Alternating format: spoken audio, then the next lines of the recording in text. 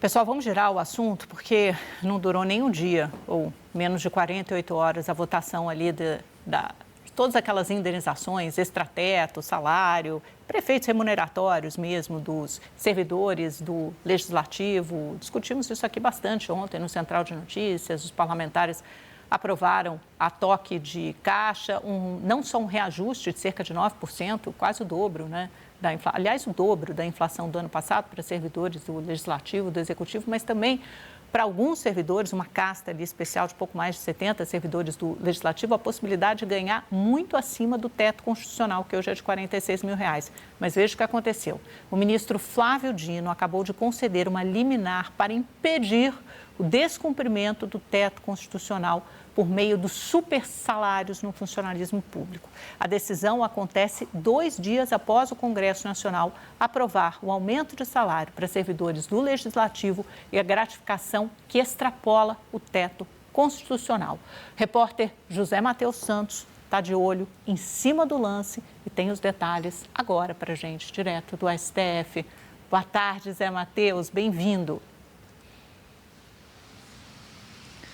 Boa tarde, Amanda. Boa tarde a todos que nos acompanham nesta tarde aqui no Central de Notícias. Pois é, Amanda, uma decisão do ministro Flávio Dino que saiu agora há pouco. O ministro Flávio Dino do Supremo Tribunal Federal concedeu essa decisão em caráter liminar para suspender os pagamentos dos chamados penduricalhos do serviço público nos 3 poderes da República. Flávio Dino concedeu essa liminar numa ação da Associação dos Procuradores Municipais do Litoral Centro-Sul do estado de São Paulo.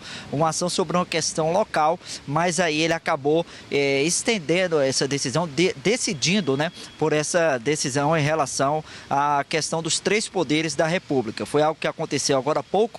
Nessa decisão, o ministro argumentou que as chamadas verbas indenizatórias, elas servem para turbinar os salários e ultrapassar o limite do teto constitucional do funcionalismo público.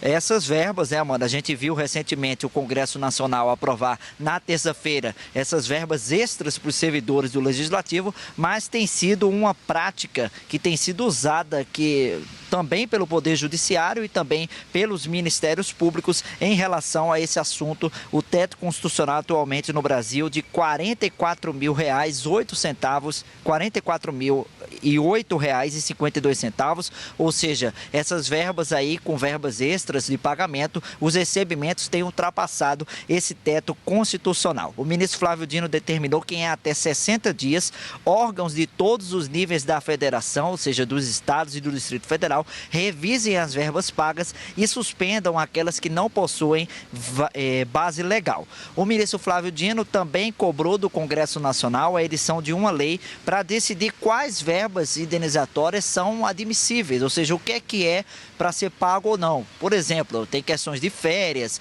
recebimentos de 13º, que é chamado gratificação natalina. Algumas entidades entendem que isso deve continuar, por exemplo, mas tem outras questões retroativas que têm sido questionadas no âmbito do funcionalismo público e também nos debates entre os poderes da República. Essa decisão vai ser submetida ao plenário do Supremo Tribunal Federal, não há uma data definida, caberá ao presidente do STF, Edson Fachin, decidir uma data para validação ou não dessa decisão de Flávio Dino pelos demais 9 ministros que atualmente compõem o plenário do Supremo Tribunal Federal. E, Amanda, como aconteceu agora há pouco, né, a gente está analisando toda essa decisão, que tem 22 páginas, mas aqui no comando dessa decisão, o ministro Flávio Dino diz o seguinte, que dado o caráter nacional da magistratura e do Ministério Público, que são instituições reguladas por conselhos nacionais, deverão ser editados atos nacionais, atendendo aos requisitos desse comando, dessa decisão do ministro Flávio Dino pela suspensão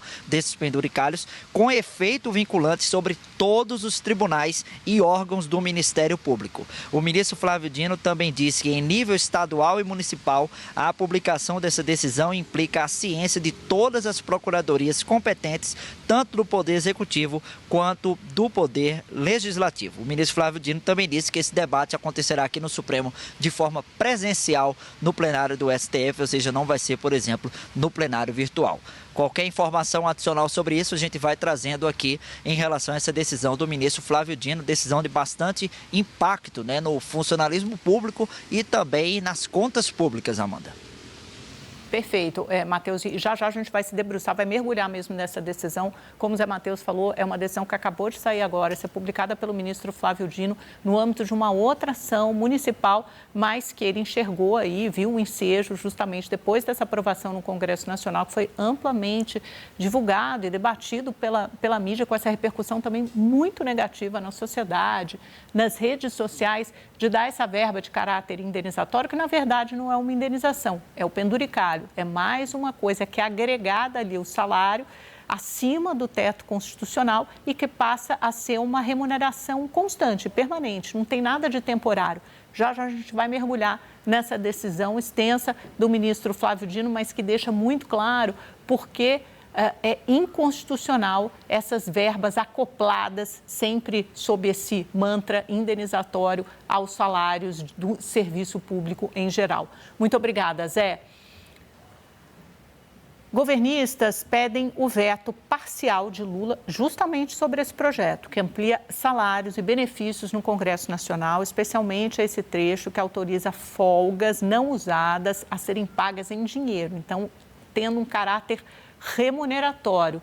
Marcos Santos, de Brasília, traz essa informação e talvez isso até tenha passado do ponto, porque o ministro Flávio Dino agora, né, Marcos, acabou se antecipando até a necessidade do veto do Lula. Mas isso foi tão mal visto e repercutiu muito mal que o Palácio do Planalto começou a analisar e avaliar, de fato, vetar pelo menos um trecho do que foi aprovado no Congresso Nacional anteontem.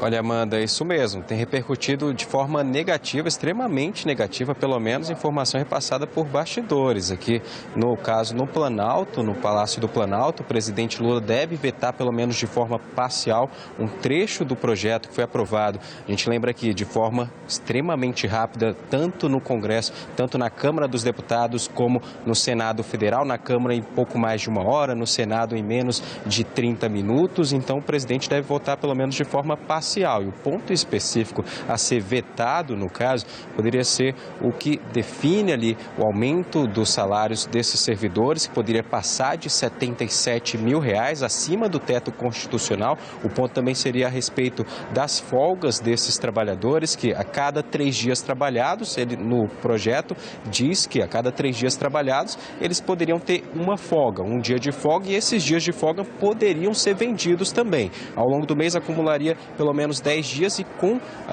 a venda desses dias, a remuneração mais os benefícios poderia passar de R$ 77 mil, acima do teto constitucional, que é de R$ 46 mil. A expectativa é que o presidente traga esse anúncio nos próximos dias, porque depende agora só do presidente Lula para aprovar o projeto em sua totalidade ou vetar parte desse projeto. De acordo com interlocutores no Palácio do Planalto, pelo menos essa é a expectativa, que parte dele seja vetada pelo presidente Lula, esses pontos ao qual eu expliquei.